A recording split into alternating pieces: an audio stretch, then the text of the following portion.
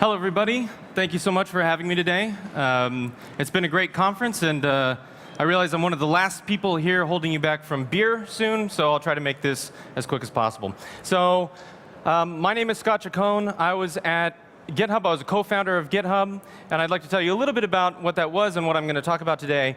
So I started at GitHub with a handful of friends of mine when there were 4 of us all together, and I was there for 8 years and grew the company 2 orders of magnitude to about 450 people-ish before I left. And I learned a lot of things in GitHub that when I went to start my own new company, I've started to apply, and so they asked me to kind of talk about a couple of things. And the thing I want to talk about today, there's a lot of different things we could talk about. The thing I want to talk about today is the thing that I think everybody knows Germans are best at, which is customer service. So I want to talk about the really interesting things about customer service and about that I learned at GitHub that I would apply to anything. So these are some of the things that I did at GitHub, working at a startup, growing a startup from almost nobody to a medium-sized, large business. You end up doing just about everything. And customer service was one of the things that affected all of these different areas.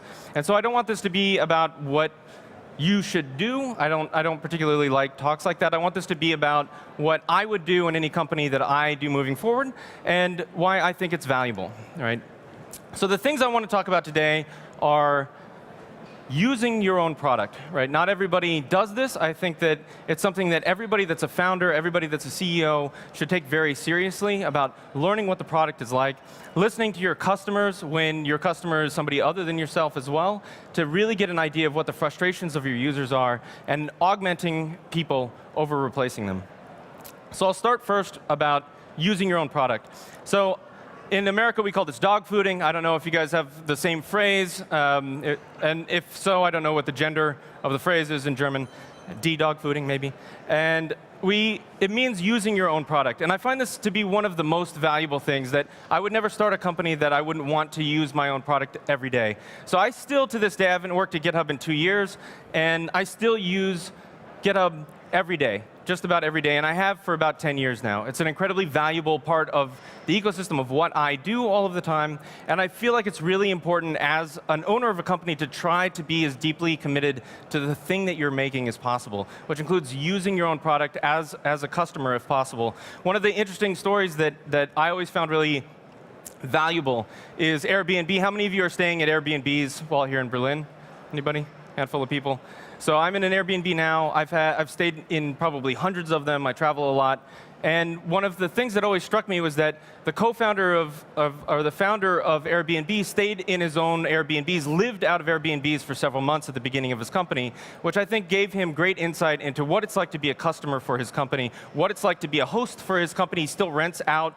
Even today, you can go stay in his house in San Francisco through Airbnb. So he's still a host in the system. And I think that learning what it's like to be a customer or to be a part of the ecosystem of the company that you're in is one of the most important things you can do to learn what is right and what is wrong with your own product. And I think most industries would really take a lot of value from this. And it's really valuable for your business as well, because it tells you on a real visceral level what is frustrating about your own product. I feel like, just to take one example, the taxi industry, I feel like if people that owned taxi fleets in San Francisco or New York had done the same type of experiment and tried to get around town and do all of their transportation only using their own taxis, that Uber would have been less of a threat, because they would have seen all of the real frustrations that there are in using taxis to try to get around everywhere, and tried to fix that before Uber came and took it away from them, right? And I think any of these things as well, language learning. I have a language learning startup. I try to use it every day. I use it all the time. I try to learn a language. I think that if you're interested in language learning and you're looking at different apps out there, you should see, are the people that work there learning languages, right? Is the CEO becoming fluent in a new language every 3 or 4 or 5 years? Because if not, that means that they're either not using their own product or they don't really care that much about language learning. And either way, I feel like that's not a valuable thing, or their product doesn't work. Right, so I've been doing this with Chatterbug, just like I use GitHub every day. I've been using my own product every day, and I put together a YouTube thing of me learning German over the last year and a half, from zero, like literally not knowing any words, to B1 German, right? And so you can see what that process looks like. But it's important to me to be able to do that. And I think that it's very valuable for people in other industries to do that as well. The next thing is to listen to your customers. So one of the things you can't do as a founder or a CEO of your company is go through every path that every customer goes through, right? There are hundreds of different paths, hundreds of different types of customers. You can't do all of them. I think it's valuable to do it something yourself, so you have a real visceral connection to your product and understand the shortcomings, but you also want to see what other people are having problems with, what other people are being frustrated with. And the reason why this is really important is because I feel like a lot of companies don't value making feedback easy, don't value listening to their customers in a way where they try to make it as easy as possible for their customer to vent frustration. So I'll give you an example. I'll pick on Twitter. I'm only picking on companies that I really like and I use a lot, but I'll pick on Twitter. If you have a problem with Twitter, this is very common in a lot of web-based sites. I encourage you to go to your own site and try this, right? Come up with something that you think might have been frustrating, make up something, and see how long it takes you and how much work it takes you to actually submit something to your own company and say, this is a problem or this is a frustration that I'm having. So this is very common. You find a help link. It takes you to a knowledge base, and it says, please do our work for us, right? Please go through, do the research, figure it out on your own. We really don't want to hear from you unless there's no other way to do it. And so you type in, oh, I'm being harassed, right? And it says, here's a whole bunch of things. Figure out which of these might be kind of close to what you're doing. And then you click on one, and it's like, well, here's essentially a white paper on all of the problems that we've ever heard on this. So we'd like you to read this whole thing and figure out where you fit into this so that we don't have to waste our time on you.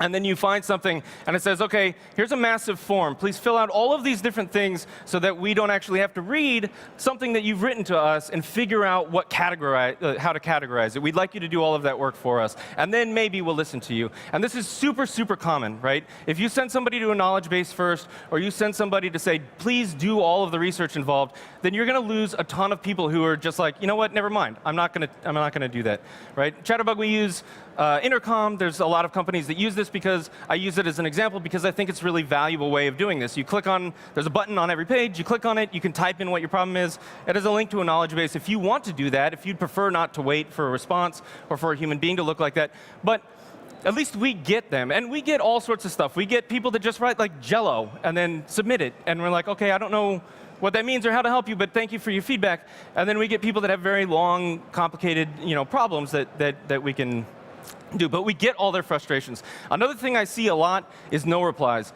If your company is sending out no reply emails, there's a special place in hell for you, because no reply emails are one of the worst. Thank you. What no reply emails tell me is that your company is totally fine wasting my time by putting something in my inbox for me to filter and read, but they don't want me to do the same for them. Right? So they can waste my time, but please don't waste ours, which I think is really, really rude.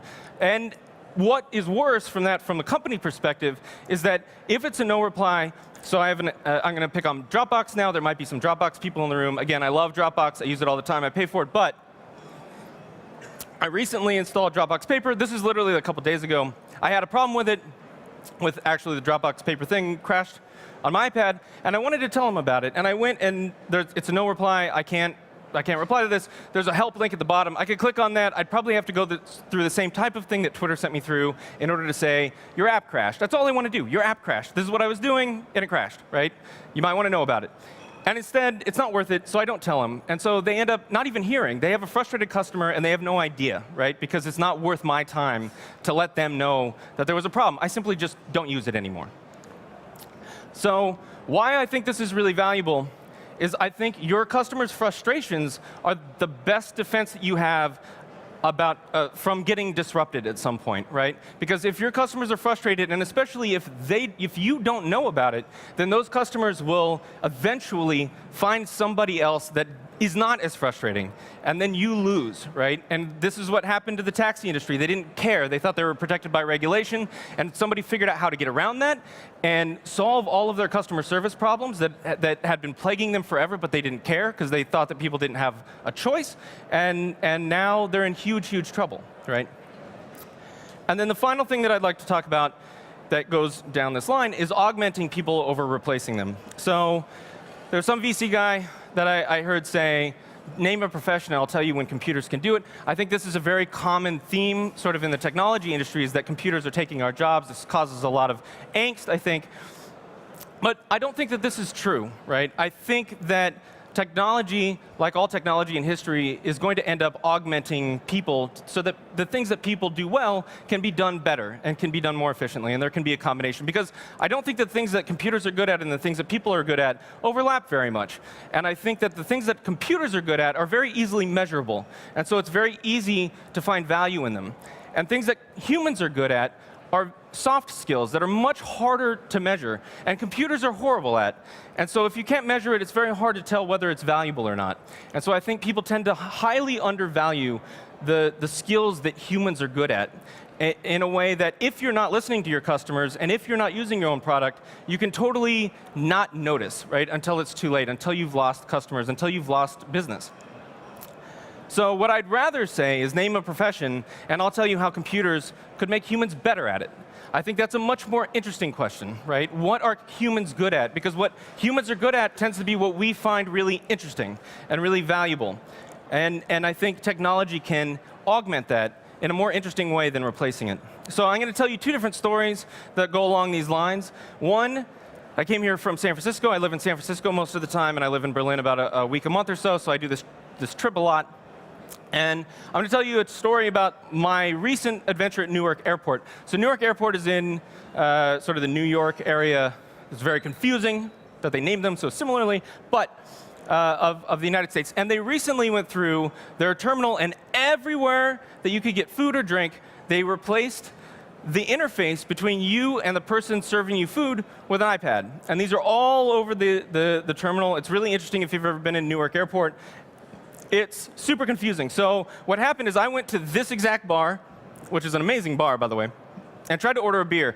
And what should have happened is I could have sat down. There's a person standing right behind that. I could have said, hey, can I have a beer? And they say, sure, here's a beer. And I go, thanks, here's $5. And that's it, right? I get my beer. I know what's happening the whole time. Instead, what happened is I have to use these iPads. So I have to go through a whole menu, right? I can just say, hey, I want a beer. Like, that's very easy to do. Instead, I have to use the limitations of this technology to tell it what I want. And then I finally tell it what I want, and then it has a problem, and it doesn't tell the person behind. So I can see the person not get the message for like 10 minutes.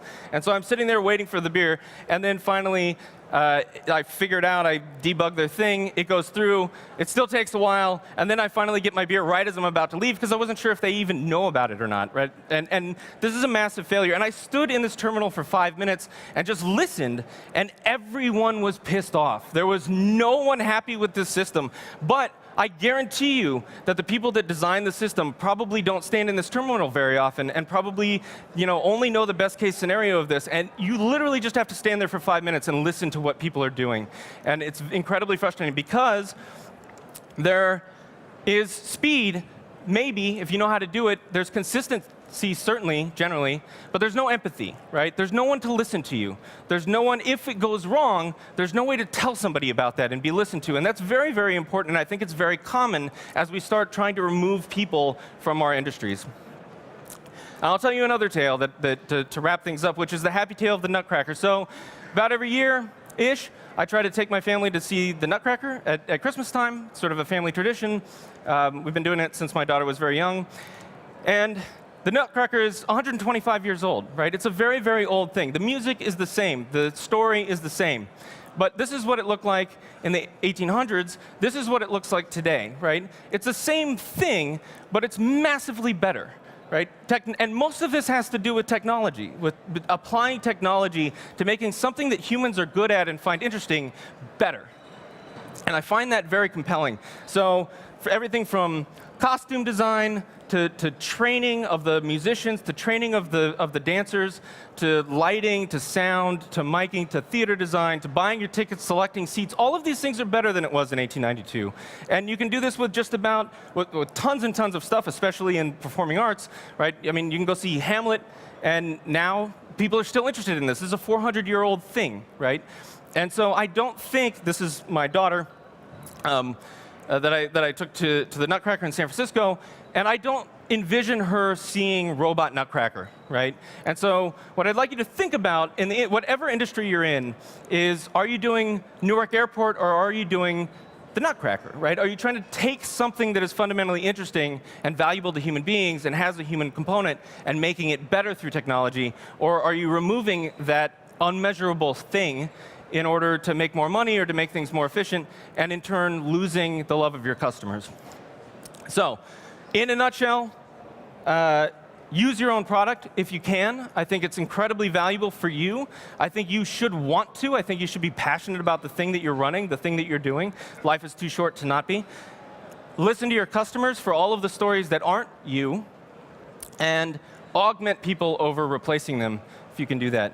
Or, to put it another way, dog food, don't use no replies, and Nutcracker, not Newark. Thank you very much.